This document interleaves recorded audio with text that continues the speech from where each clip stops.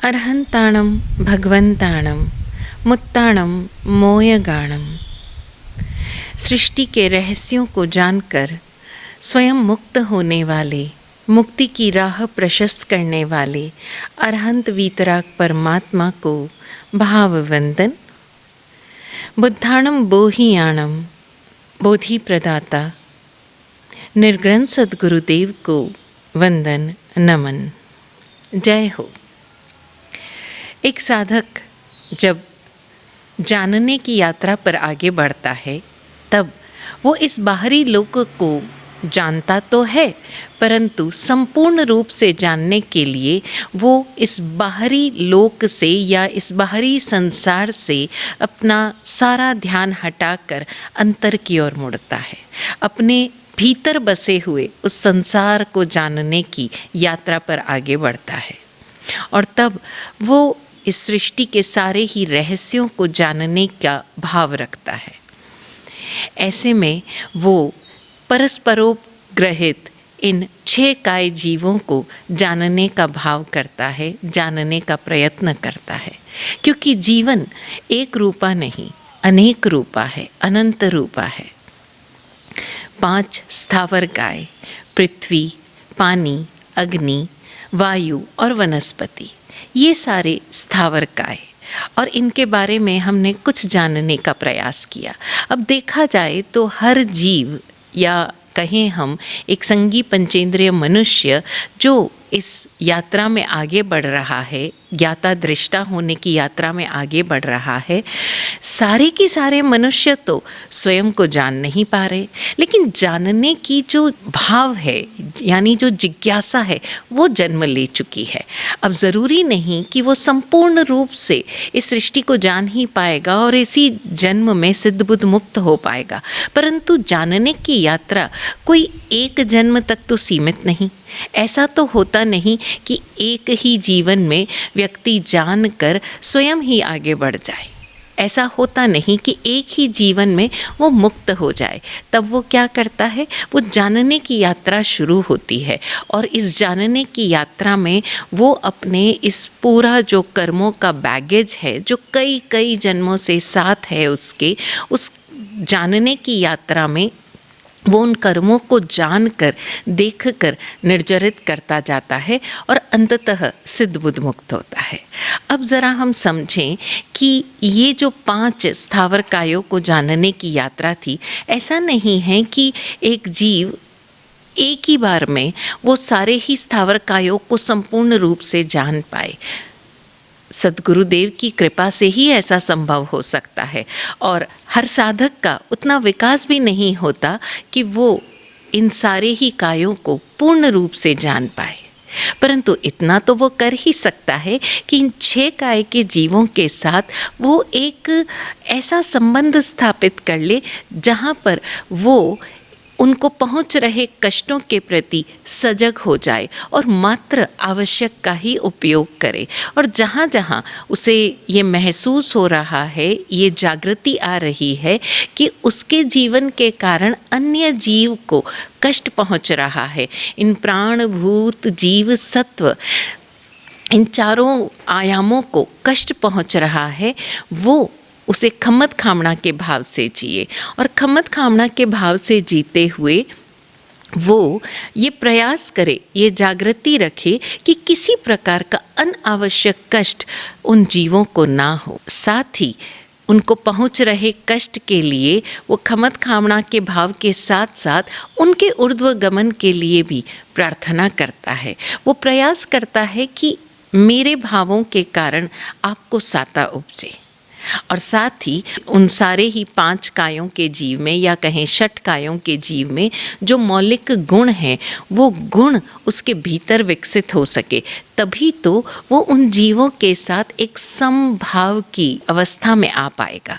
अब देखें, हम पृथ्वी काय से हमने जाना पिछले कुछ दिनों में कि पृथ्वी काय से एक साधक सहिष्णुता का पाठ सीख सकता है। किस तरह वो सभी कुछ स्वीकार कर लेता है बिना पक्ष विपक्ष के, बिना किसी अच्छे या बुरे के भाव के। जो मिला वो सब स्वीकार। और इस सहिष्णुता के भाव से एक साधक के भीतर धीरता, वीरता और गंभीरता विकसित होती है। पानी से वो उदार और मिलनसार होता जाता है। फिर अग्नि से वो अपनी इष्ट यात्रा में तेजस्वी और दृढ़ संकल्पी हो आगे बढ़ना सीखता है।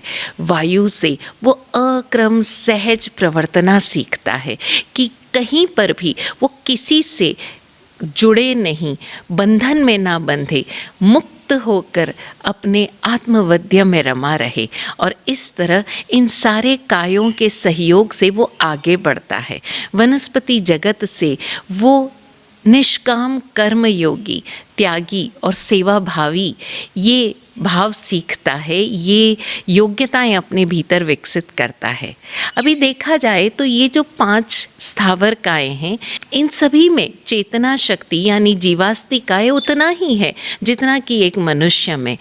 परंतु इन सब का जो संसार चलता है या इन सब का जो जीवन चलता है वो मात्र भाव शक्ति से चलता है।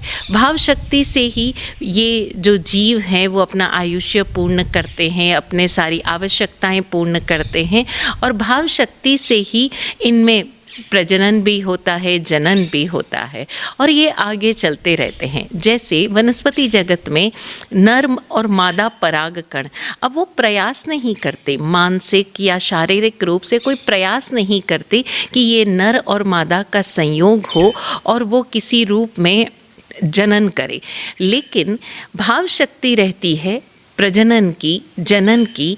तो बाकी सारे जीवों के सहयोग से, जैसे वायु के सहयोग से, पानी के सहयोग से, किसी भी और के सहयोग से वो सहज रूप में जनन होता जाता है। यानी ये जो 5 कायें हैं वो पूर्ण रूप से भाव शक्ति से चलते हैं।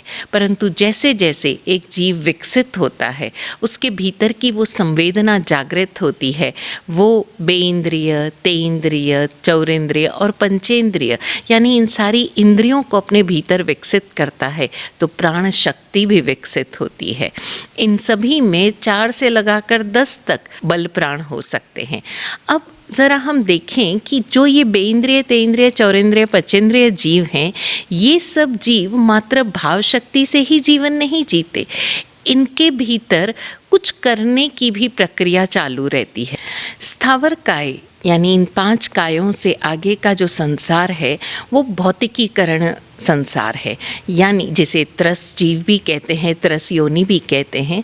अब ये जो संसार है, त्रस काय वाले जो जीव हैं, ये सब मात्र भाव शक्ति से ही जीवन नहीं जीते, इनके भीतर अपनी इच्छाओं की पूर्ति के लिए कुछ न कुछ करने का भाव भी रहता है और ये उन इच्छाओं की, उन कांक्षाओं की पूर्ति के लिए कुछ न कुछ करते भी रहते हैं।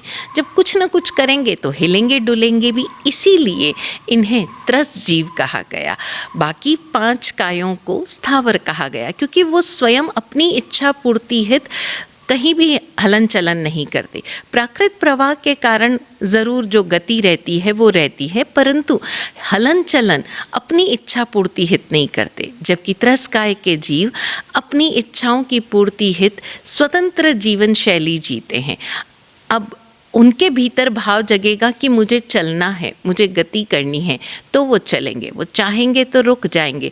वो अपने भोजन हित यानी अपनी आवश्यकताओं की पूर्ति के लिए, चाहे वो बेइंद्रिय है चाहे तेइंद्रिय है, वो अपनी आवश्यकताओं की पूर्ति के लिए, इच्छाओं की पूर्ति के लिए स्वयं कुछ न कुछ करेंगे। यानी उनकी मति जितनी जितनी जिसमें विकसित है वो मस्तिष्कीय करण होता है। ये जो करण है मस्तिष्कीय करण, वही धीरे धीरे प्रवृत्त होते होते मनुष्य तक पहुँचते हुए सर्वाधिक विकसित हो जाता है। यानी संगी मनुष्य जिसे हम कहते हैं संगी पंचेंद्रिय, उस मनुष्य के पास सर्वाधिक विकसित मन होता है। अब ये विकसित मन प्रवृत्ति भी करवाता है और इस प्रवृत्ति के कारण पतन भी होता है। हम देखें कि ये मति जितनी जितनी विकसित होगी उसी के अनुसार उनकी अपनी सभ्यताएं, संस्कृतियां डेवलप होती जाती है। चाहे एक चींटी हो, चाहे एक हाथी हो, इन सभी की अपनी एक सभ्यता है, इनकी अपनी एक संस्कृति है, इनका अपना एक संसार है, उस संसार में जीने का अपना एक विज्ञान है और उसी के चलते ये जीव धीरे धीरे प्रगति करते जाते हैं। अब ज़रा हम देखें कि इन जीवों का अपनी प्राकृत प्रवाह तो है ही, लेकिन सभी की अपनी अपनी स्वयं की विकसित एक स्वतंत्र जीवन शैली है। अगर हम इस त्रस्काय के जीवों को, विशेषकर कहूँ एनिमल किंगडम को, हम मनुष्य को ज़रा देर के लिए अलग रखें, तो अगर हम इन सारे ही जंतुओं को देखना चाहें, चाहे वो पानी में रहने वाले मछली या मगरमच्छ हो, या धरती पर रहने वाले चींटी से लगाकर हाथी तक हो, या आकाश में उड़ने वाले पक्षी हो, चाहे किसी भी योनि के ये जंतु हो जिसे हम एनिमल किंगडम के नाम से जानते हैं, अगर हम इन सब में देखें तो इनके भीतर इनकी अपनी एक प्राकृत शक्ति है, एक प्राकृत भाव प्रवाह है, लेकिन उस भाव प्रवाह के साथ विकसित होता हुआ मन भी है, मति भी है, और उस मति रूप में उनका अपना एक संसार विकसित होता चला जाता है। मनुष्य के पास अति विकसित दिमाग है, मन है, या हम कहें मति है, बुद्धि है। अब ज़रा थोड़ा सा और हम इस त्रस्काय जीवों को देखें जो पड़ोसी की तरह हमारे आसपास रह रहा है, लेकिन मनुष्य क्या करता है कि इन सब के साथ भी अपनी डिज़ायर्स, अपने फेवर्स और अनफेवरेबल कंडीशंस के कारण जुड़ता चला जाता है, और जब जुड़ेगा तब भाव भी प्रसारित करेगा। हम एक उदाहरण के लिए देखें कि एक जंगल में क्या कोई किसी को जाकर ये सिखाता है कि तुम्हें इतने ही एरिया में रहना है, तुम्हें इतने ही पेड़ों पर रहना है, तुम यहाँ रहोगे, तुम, क्या ऐसा कुछ होता है? नहीं। सब कुछ एक अपने भीतर के प्राकृत प्रवाह को जानते हुए उसी के अनुसार संचरण करते हैं, उसी के अनुसार अपना जीवन जीते हैं। कोई किसी के जीवन में बाधा नहीं डालता। एकमात्र मनुष्य ही है जो अपनी बुद्धि से विकसित rights and wrongs, dos and don'ts में उलझता है और सारी गड़बड़ियाँ पैदा करता है। अगर हम वाकई इस त्रस्काय के साथ एक सहज संबंध बनाते हुए प्राकृत भाव प्रवाह में जीना चाहते हैं, तो हमें जानना होगा कि हम कैसे अपना जीवन यापन करें। लेकिन हम तो क्या करते हैं कि जो भी पशु पक्षी हमारे सहयोगी हैं, उनके लिए तो हम अच्छे भाव प्रवाहित करते हैं, उन्हें तो हम ऐसा जीवन देते हैं, उनके लिए इतनी सुख सुविधाएं जुटाते हैं जैसे कि हम अपने भाई बंधुओं के लिए। लेकिन कुछ जीव जो हमें लगता है हमारे लिए नुकसानदायक हो सकते हैं, खतरनाक हो सकते हैं, उनके प्रति हम घृणा के, डर के भाव प्रोजेक्ट करते रहते हैं। और जब हम ऐसे नकारात्मक भाव प्रक्षेपित करते हैं, तब वो हमारे नकारात्मक भाव ही उन जंतुओं को छूते हैं और उनके भीतर वो उत्तेजना, वो आवेग पैदा करते हैं, उनके भीतर वो भाव को जागृत करते हैं जिससे कि वो हमें नुकसान पहुंचाए। अन्यथा अगर हम सब वाकई एक सहज भाव से जिएं, उनके स्वाभाविक होनेपन को स्वीकार करते हुए जिएं, चाहे वो बेइंद्रिय हो, तेइंद्रिय हो, चौरेंद्रिय हो, पंचेंद्रिय हो, या यहाँ तक कि देव योनि और नरक योनि के जीव ही क्यों ना हो, इन सारे ही पंचेंद्रिय प्राणियों के प्रति अगर हमारे भीतर एक सहज स्वाभाविक होनेपन को नमन करने का भाव रहे, भाई तुम अपने होनेपन में जी रहे हो, मैं अपने होनेपन में जी रहा हूँ, किसी के होनेपन को, उनके अस्तित्व को ना हम क्वेश्चन करें, ना उसे मिटाने का या उसे तकलीफ पहुंचाने का भाव रहे, फिर देखिए हमें वो संयोग मिलते जाएंगे, वो सारे जीव मिलते जाएंगे जो हमारी नैसर्गिक योग्यता को बढ़ाएंगे, हमारे भीतर व्याप्त उस अनंत भव्यता को स्फुरित होने में सहयोगी होंगे। इन जंतु जगत को जानने का एक और तरीका ये भी है कि हम इस सत्य को समझें कि हम जो इस मनुष्य भव तक पहुँचे हैं, ये हम कोई सीधा स्थावर काय से मनुष्य जगत तक नहीं आए।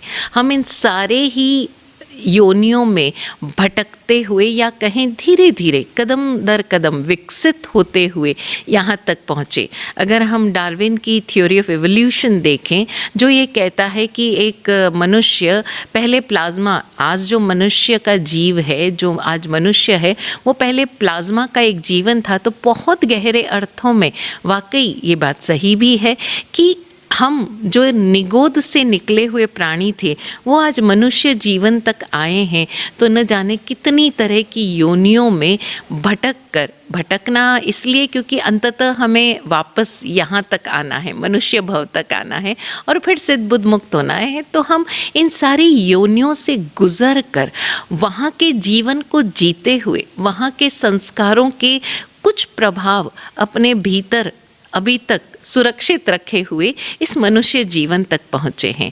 तो जहाँ जहाँ हमें होकर आए हैं अभी भी उन पशु योनि के, उस पक्षी योनि के, उन सारी योनियों के जो संस्कार है ना वो कई बार सुप्त रूप में जीवित है।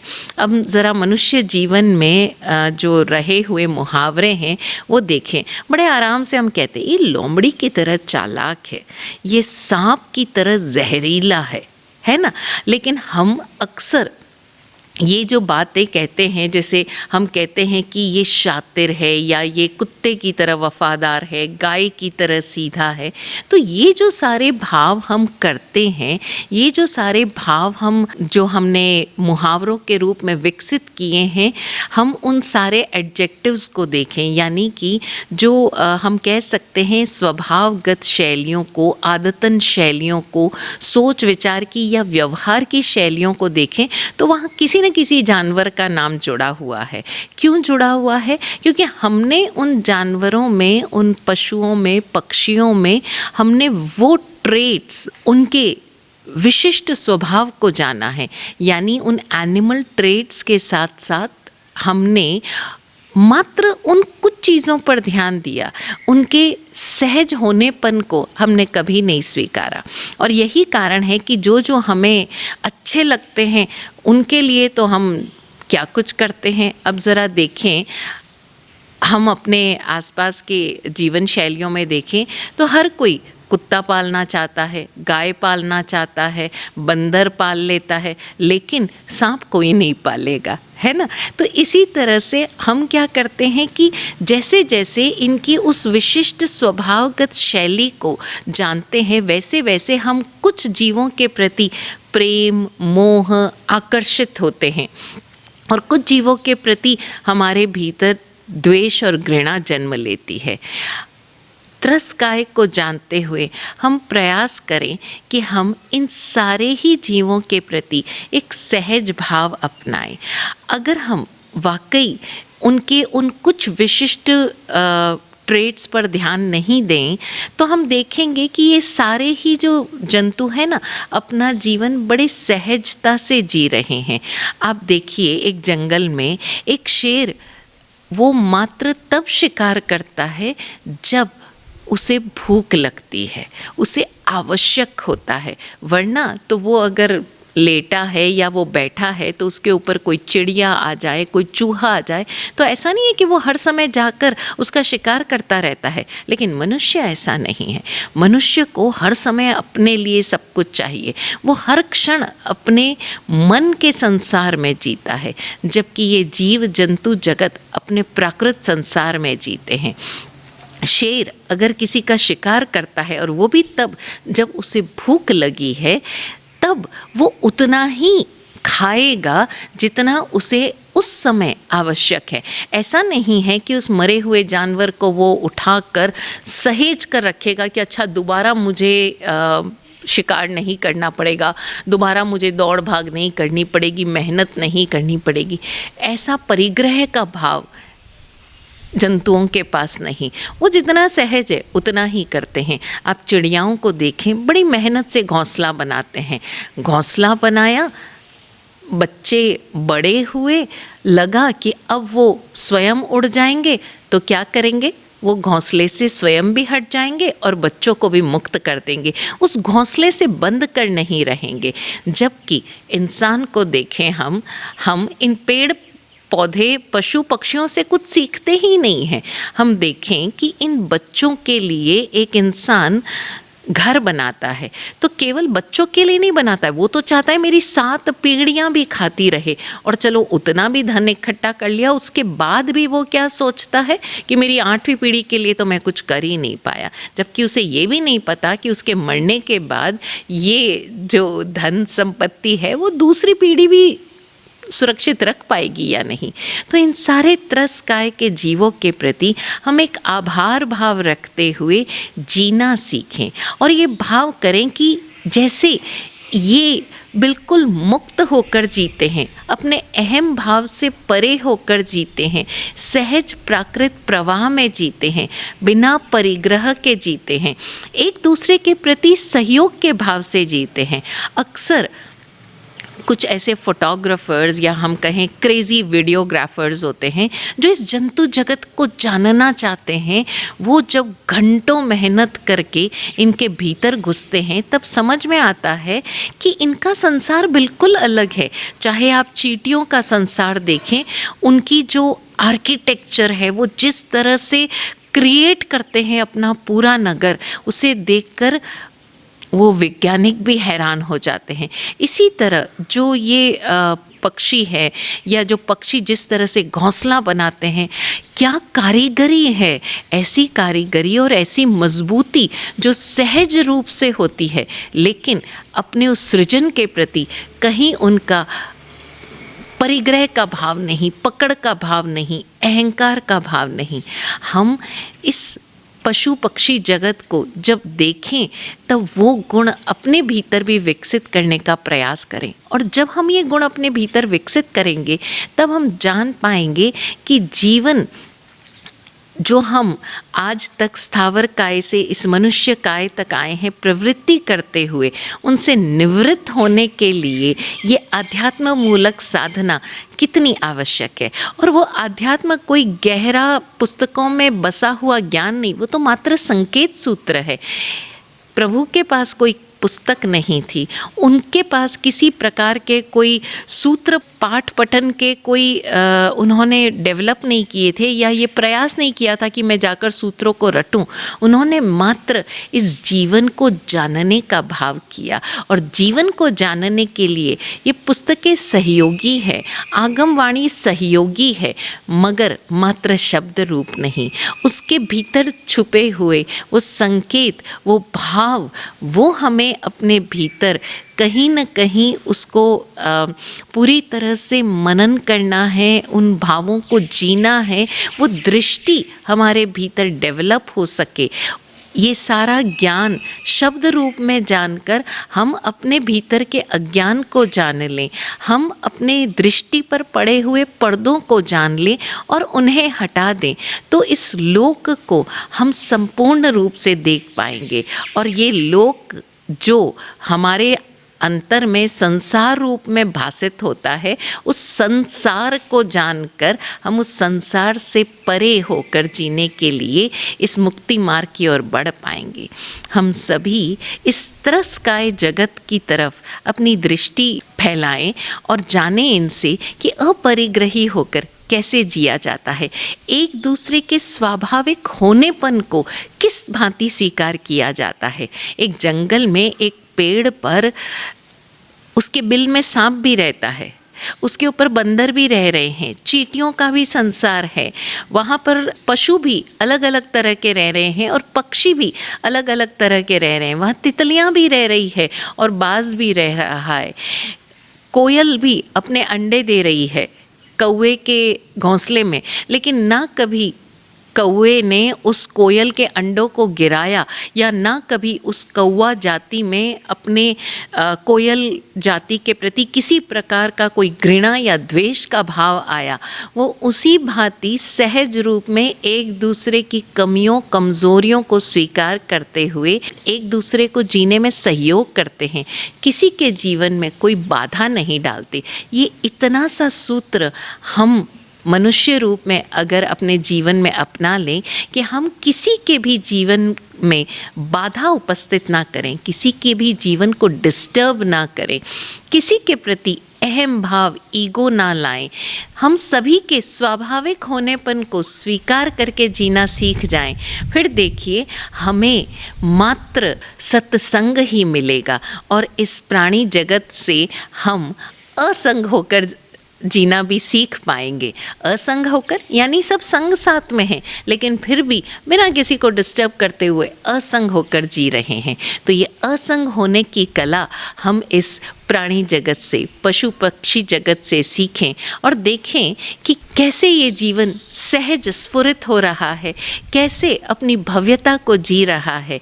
हम सब भी सद्गुरुदेव की कृपा से स्वयं को जानने की इस यात्रा पर निरंतर अग्रसर हों और अपने जीवन के चरम लक्ष्य को प्राप्त कर पाएं। यही सद्भावना। ओम शांति।